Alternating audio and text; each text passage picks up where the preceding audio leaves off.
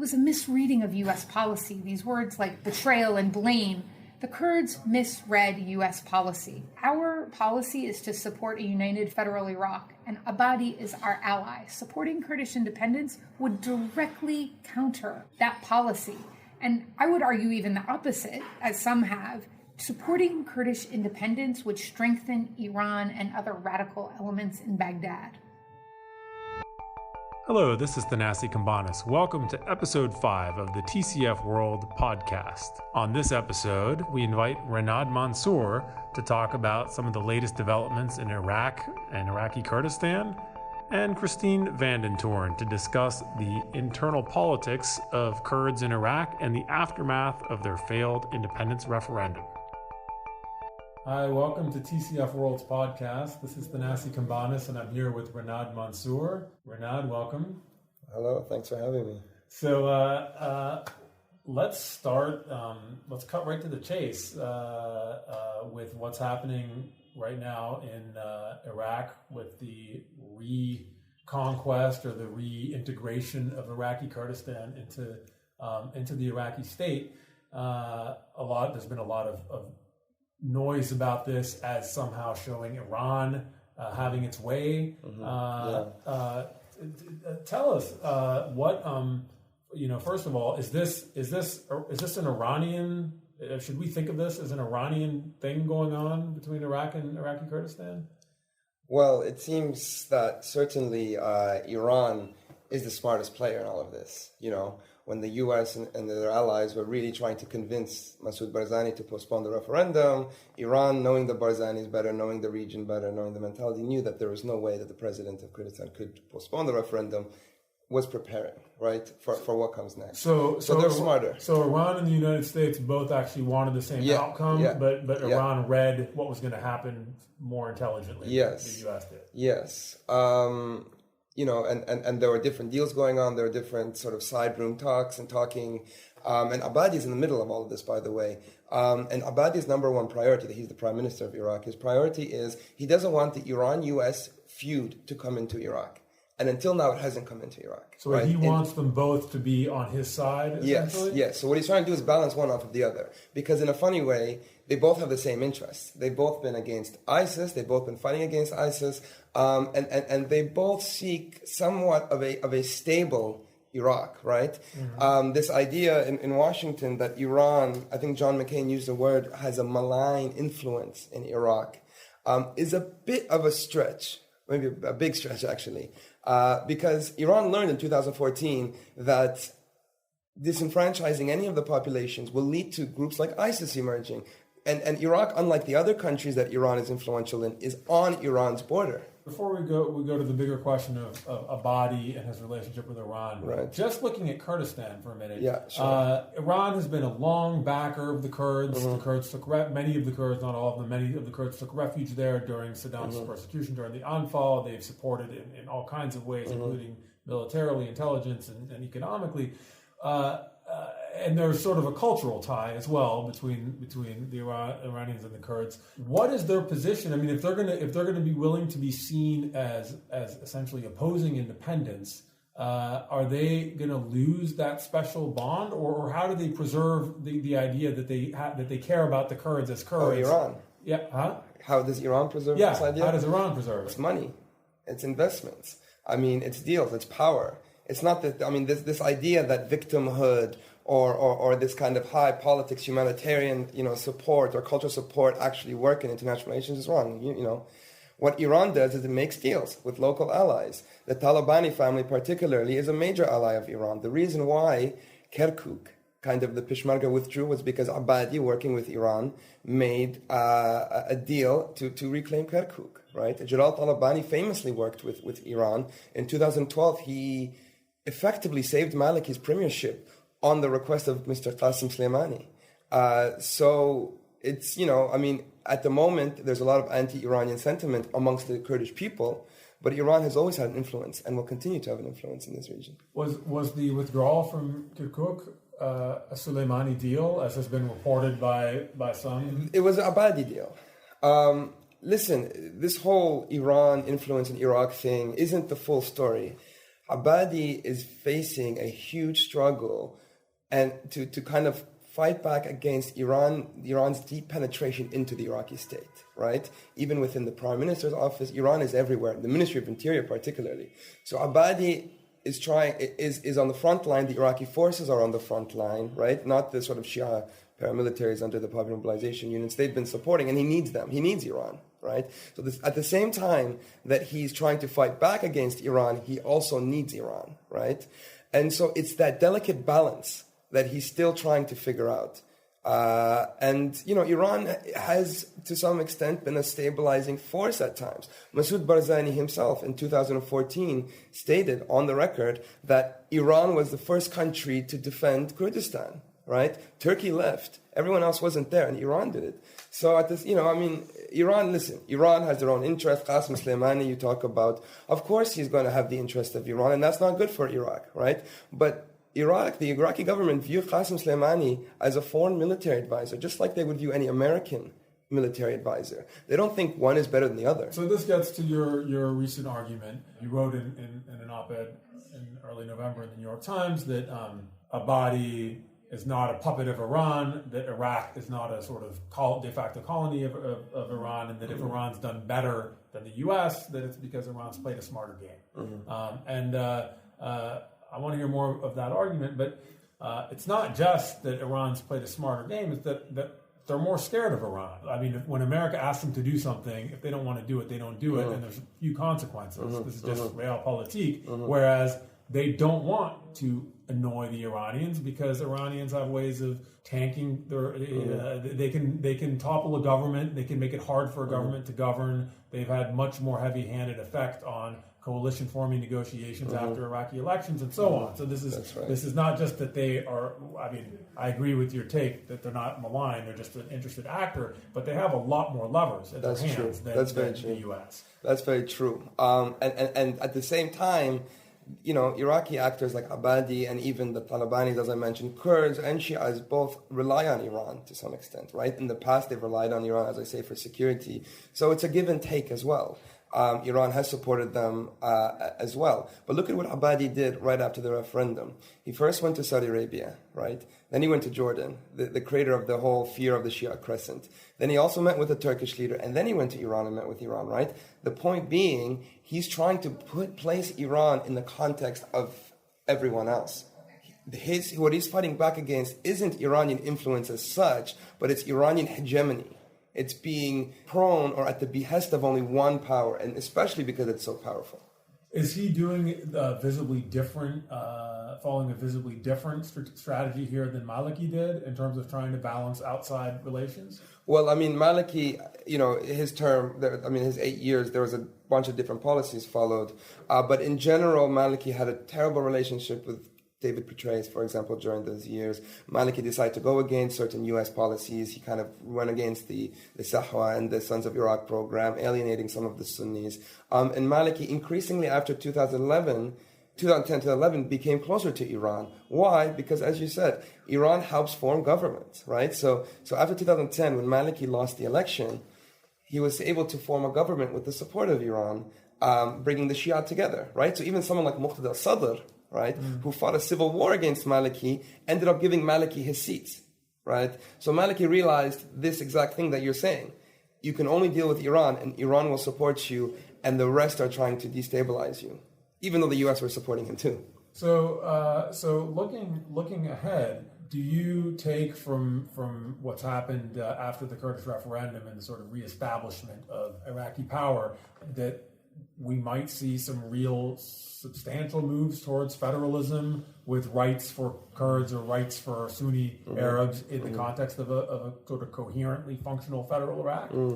Yeah, I mean, so what the referendum exposed was just how fragile the Kurdistan region is, right? How weak the state apparatus is. The security sector fell apart.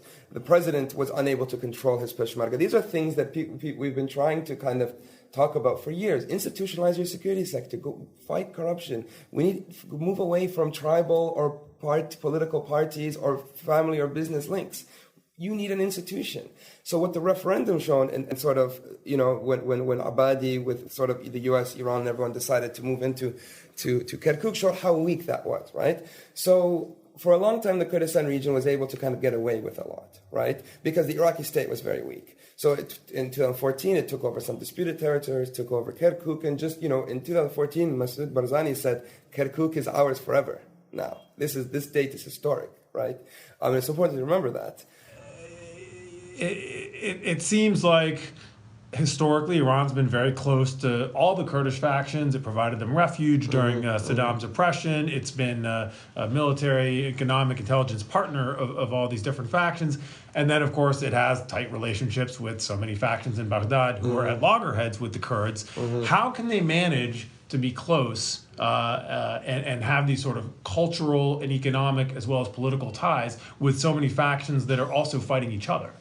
I mean, this is the same case for the U.S. as well. I mean, something that John McCain said, probably one of the only good things that he said recently. What you have are American weapons fighting against, being shot at other American weapons. You mean the American aid to the Kurds being used against American aid to the Iraqi government? Yeah, so basically you have, and it's not. I mean, it's not the first time in the region that this is happening. In any case, as I say, Iran's influence in Iraq is deep. It's always one step ahead. And partly because it understands these actors, right? It understands the Barzanis, it understands the Talabanis and these characters in the Kurdish areas. Iran knew that there was no way that Barzani could take a deal and postpone the referendum. He'd gone too far. If you understand the culture, you understand he needed to save face. However, the U.S. had a bit more of a hope. And, when I was speaking to some of the kind of, in London, D.C., elsewhere, in the run-up to the referendum, they were like, well, maybe we can convince, whereas Iran was preparing for the aftermath in support, of course, of the with the Iraqi government, Haidar al-Abadi. So in this case, the United States and Iran both wanted the same outcome. They wanted the Kurds to cancel the referendum, and you're saying just that the Iranians were smarter in terms of reading where things were going to go. Yeah. They understood that Barzani had drunk his own Kool-Aid and was just going to do this no matter what, and maybe he believed his own formidable strategic PR and thought that somehow he could pull it off. Did the Iranians orchestrate the military campaign to retake Kirkuk? Was that the work of Qasem Sulaimani, as I've read in various usually Kurdish sourced reports? It's good that you bring up Qasem Sulaimani. He's the Iranian Revolutionary Guard mastermind who's sort of blamed like Where's Waldo for everything that happens in exactly. He has been very successful in pursuing Iran's interests. Look, the way that the Iraqi government views Qasem Soleimani and Iran and its Quds forces is like a foreign actor who is a military advisor, just like Iraq has foreign military advisors from the U.S. They don't assign any kind of moral or ethical superiority to one or the other. Both of these sides are looking out for their own interests, and the Iraqi government knows that. But the Iraqi government needs them, and needs them both. One of the interesting things that he said is, please, until now, the Iran-U.S. conflict hasn't been in Iraq. Right? Iran and the U.S., no matter what sort of some of the neocons will tell you and some of the others who are fogged by emotion, stemming back to the hostage crisis and the Jaish al-Mahdi and the Shia militias, Iran and the U.S. have worked together in Iraq. Maybe not directly, but certainly there's been an alignment at least, which means that in 2006 and then again in 2010, they both supported Nouri al-Maliki. They both funded the fight against ISIS. They were both leading on the fight against ISIS. They've been aligned, right? And Abadi knows that, and Abadi is trying to concoct some kind of balance where the Iran-U.S. feud doesn't come into Iraq. And he knows that Iran is the smartest player at the moment in the region. Iran has, on a small budget, maintained so much influence, right? It's overstated in D.C., and that's what the article that I wrote was about, but it is the most powerful. Abadi knows Iran is the most powerful. And Abadi needs Iran at the same time. He needs some of the Iran's groups, but what he doesn't want is Iranian hegemony.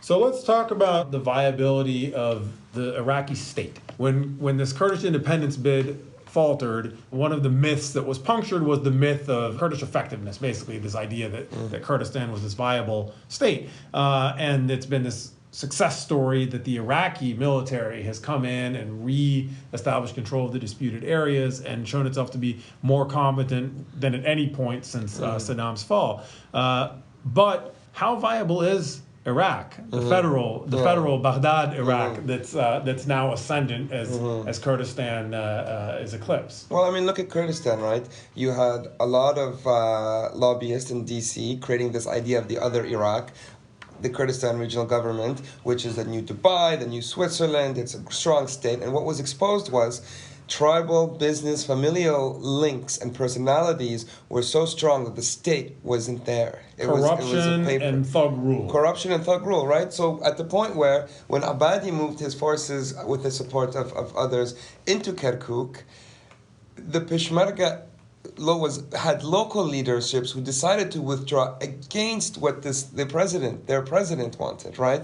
It's academic. I know maybe it's not so cool to always talk in these terms, but I'm really fascinated in this idea of the state and non-states. So in Iraq, in all over, what you have are state actors who engage in non-state kind of activities, quote unquote. You have non-state actors who engage in state activities. So what you have is a blurring of the line between what is a state actor and what is a non-state actor. And one of the main examples that we use is the al-Hashd al-Sha'bi, the Popular Mobilization Forces, which is an umbrella organization of some 60 paramilitaries, each who have their own leaders.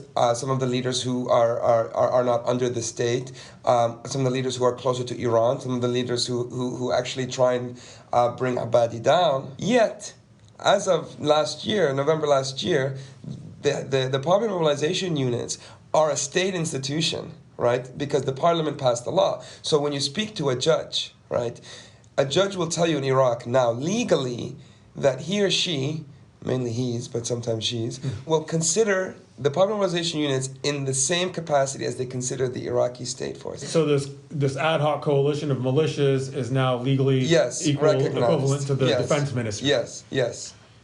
And so what does that say about the state? That may be betting on a more effective federal rights-based Baghdad-controlled Iraq is a weak bet. There is a lot to be worried. And, if you want to talk about the Iraqi state, since 2003, the U.S. went in, they called for regime change. What they actually did is they completely restructured the state. The idea was, let's have a weak central government so that the regions can be powerful because we want to have inclusivity, which is a great thing. Let's get everyone involved, right? The problem was what you had was a weak central government that was unable to control or give power away. It lost power.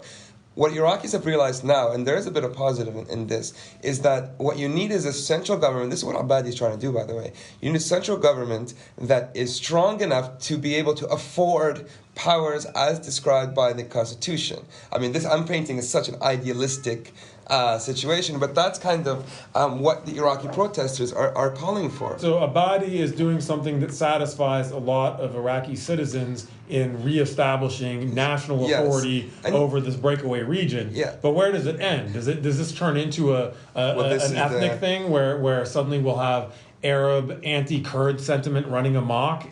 I mean, you've seen some of that, but I mean, it's not too much. You have seen things like, an Iraqi Arab stepping on a Kurdish flag and taking a picture and posting it on social media. You've seen some of that, but in all, I think it's not significant. First of all, the disputed territories, there's so many different ethnicities, so many different religions, sects. I mean, it's really kind of a microcosm of what is Iraq as a whole. However, what's happening today in Iraq, right? Because we talk about the state. Iraq's done this before. Iraq was built in 2003, failed in 2006, the state, civil war, came back out in 2008, a few years of good governance, and then failed again in 2014, right, when ISIS took over, and now it's going back into the cycle of rebuilding, right? So the question then becomes, is there anything different this time around? Or is this cyclical thing just what we're going to expect? And the fundamental difference this time around is that internal sect and internal ethnic disputes and rivalries are very powerful. So what I'm saying is, internal Shi'i fighting, internal Kurdish fighting and also internal Sunni fighting means that politics is beginning to change to some extent away from these monolithic identity style politics and towards what maybe people are starting to look for is issues within. Is there any hope to be found in a confluence of interest in a successful federal Iraq? Yeah, I mean, we will have to see. The next few days and next few weeks are going to be very important for Iraq. There is this opportunity that you talk about, but we'll see what al-Abadi does. I mean, at the moment, people are worried that he's kind of going to overstep and continue on this high that he's on. People are even, those who are against him particularly, are even comparing him to Nouri al-Maliki, his predecessor, who also started off as a weak leader, who then found an opportunity through a war against both Sunni and Shia militias to emerge as a strongman, right? And then we know what the end of that story is. And again, as we say, the state institutions are very difficult. Abadi has to deal with the parliament that sometimes gives him a hard time. The judiciary is also giving him a hard time. I mean, he's having to balance between all of these different forces, foreign forces, internal forces, Iraqi forces, regional forces. And so it seems like what he's saying is the right thing, but there is still, like anything else in Iraq, there is a chance that it could go bad. Well, let's hope out of the shambles of the ISIS war and the failed Kurdish independence bid that we get some kind of improvement in political conditions inside Iraq. Yeah. Renad, thanks for your time. And thanks for ending it on a positive note. After the break, we'll be joined by Christine Vanden Toorn to talk about Kurdish politics.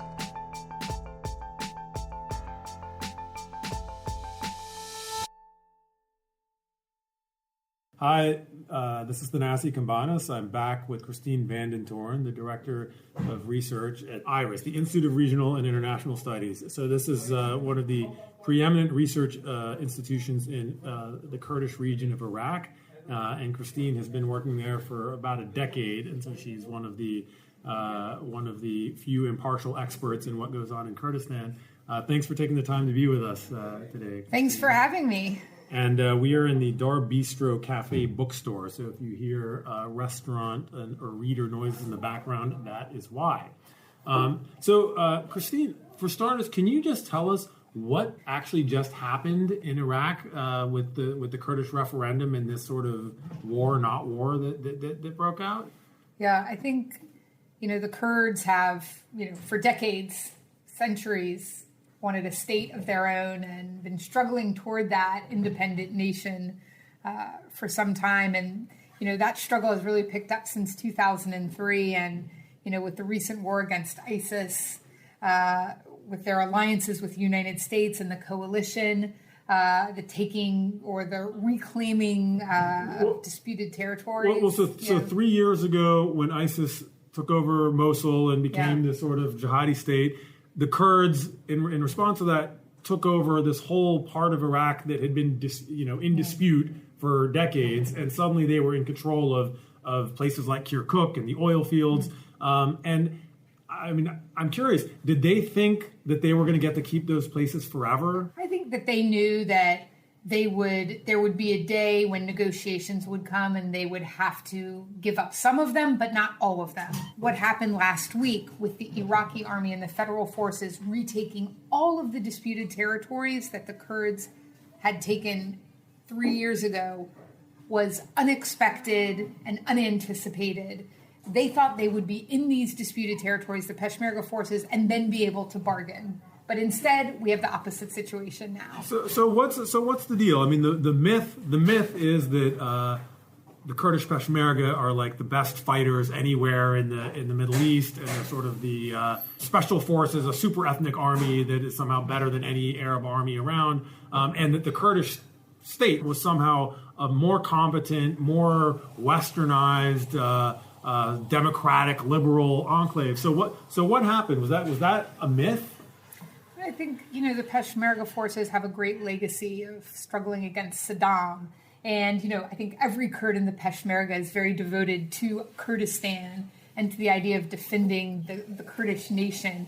But the other side of that is that, since 2003, there hasn't been a lot of training of the Peshmerga, command structure building, institutionalization of the Peshmerga into a real, legitimate regional or state fighting force. So was this incompetence? Was this neglect? I mean, why did this is a people that suffered a near genocidal attempt to wipe them out, and their safety valve was having the Peshmerga protect them. So how did they let this vital part of not just their national self-image but their survival crumble into obsolescence? I think the answer to that has to do with like the second question you asked just a second ago about, and everyone thinks that Kurdistan is this blossoming democracy, this island of decency in the Middle East, and really, Kurdistan suffers from the same plague of the rest of the Middle East. It's not about Arab or Kurd.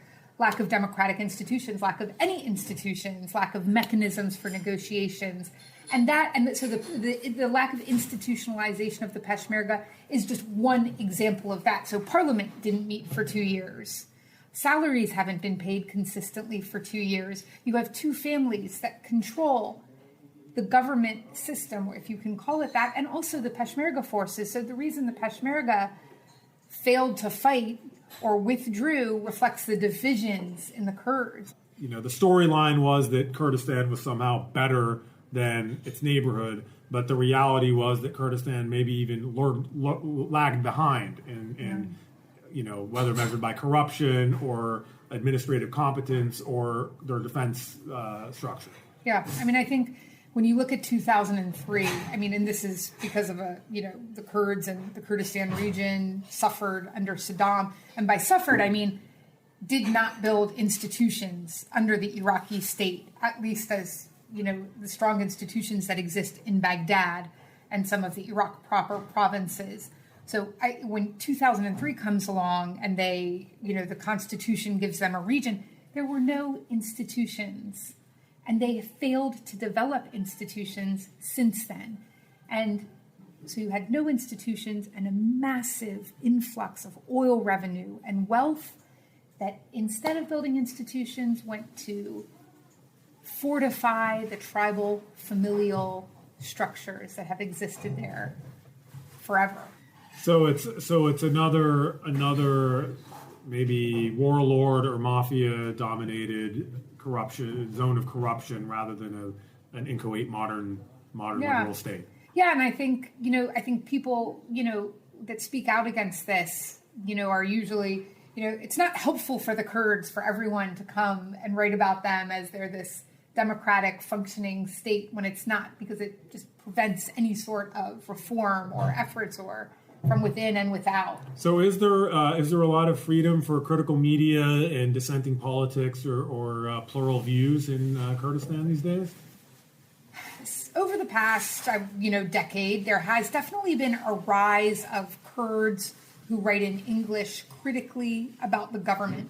But they're few and far between, and they're targeted in various ways by the ruling parties. And the ruling parties, you've said, are essentially family dynasties rather than sort of ideological political parties. Yeah, and I would say when I say parties, we should qualify that, because these two parties are dominated by two families. Or they're two families that have this kind of veneer of a political party, the KDP and the PUK. 2017 in Kurdistan is not 2009 or 2004. The education system's not great, but it's certainly better, and there is an opening, and there is space now for this kind of criticism. But there's still a long way to go until that would challenge the ruling, I think, authorities. What about this narrative that took hold certainly in Washington after the referendum? So the Kurds vote for independence in a referendum that America and many others encouraged them not to hold, and then the Iraqi government reestablished control over all these areas, and including over Kurdistan itself. And the storyline that many people were furthering was that America had betrayed the Kurds once again, just like in 1990, just like in 1975, just like many times in history, and that we had stood by while Iran somehow took over Iraq and Kurdistan through this. So can you speak to both those things? I mean, did America betray its Kurdish allies and its own values? And second of all, did America somehow open the door to a deeper Iranian control through this? I would say, honestly, the opposite. If we're going to use the word betray, you could say the Kurds betrayed America. Because the past years, when people use this narrative that the Kurds fought ISIS for us, the Kurds also fought ISIS for themselves to protect Kurdistan. And I would also say that, it was a misreading of U.S. policy. These words like betrayal and deserve and blame. The Kurds misread U.S. policy. We, the U.S., our policy is to support a united federal Iraq, and Abadi is our ally. Supporting Kurdish independence would directly counter that policy. And I would argue even the opposite, as some have. Supporting Kurdish independence would strengthen Iran and other radical elements in Baghdad. You support Iran, if you support Kurdish independence, you support the Malikis. You support the Asa'ib al-Haq. Oh, so this is like, so you're saying if you back the independence faction in Kurdistan, it would be part of backing extremists in every community. There would be a huge backlash also against this. And it would deeply challenge Abadi's control, power, position in Baghdad if he, quote unquote, lost the Kurds. And the U.S. supported that. Then you push Baghdad and Iraq closer to Iran, and you empower those that oppose Kurdish independence. The Kurdish future, whether it's independence or not, is through Baghdad. It's not over in Ankara, it's not Tehran, it's not in Washington. I mean, the Kurds tried to declare their state through lobbying effort. Well, right. I thought it was a bad sign when Israel was one of the only governments that publicly supported the referendum. Yeah. I thought they should have canceled it the moment that Netanyahu was endorsing them. But I guess maybe they believed their own propaganda at that stage. Yeah, maybe Barzani thought that when push came to shove, all these international powers like Turkey and the United States that had been unequivocally opposed would somehow flip sides. But I think everyone thought that. I think no one expected the international reaction, especially the U.S., to be this strong. No one in Kurdistan expected. Yeah, exactly. Yeah. Because everyone outside was hearing repeated, consistent comments saying this is what we'll do, and then everyone did what they said they would do. No one had a surprising public position on this. No, and I think the Kurds didn't want to hear that. They were told a very different narrative by certain advisors. So I'm not saying they wouldn't have done it on their own. They probably would have. Do you see any prospects in the aftermath of this failure for either reform or some kind of attempt to fix what's wrong with Kurdish politics and public life in the wake of this sort of humiliating reversal? Yeah, I mean, I think, number one, that will depend on whether the Kurds can enter real negotiations with Baghdad and vice versa, because there's no other option right now. There need to be real negotiations with Baghdad about a new federal compact. And then the second issue for the Kurds that will determine their future is whether they internally can get their house in order, whether we can see new parties, new actors, real moves toward institutions in Kurdistan. And I think you do see that to an extent. There is really mass popular discontent with the two ruling families and this dynastic succession and rule. So you do see, I think, an opportunity for real reform and change, and that will come internally in Kurdistan, but also in Baghdad. And you'll be a part of it so long as you're still at the American University of Iraq in Sulaimani, which is one of these institutions that we're talking about. Well, Christine Vanden Toorn, thank you very much for taking the time to talk to TCF World. I hope to have you back on our podcast sometime soon. Thank you very much. TCF World has been brought to you by the Century Foundation, a progressive public policy think tank that seeks to foster opportunity, reduce inequality, and promote security at home and abroad. For more information about Century's work, please visit tcf.org or follow us on Twitter and Facebook.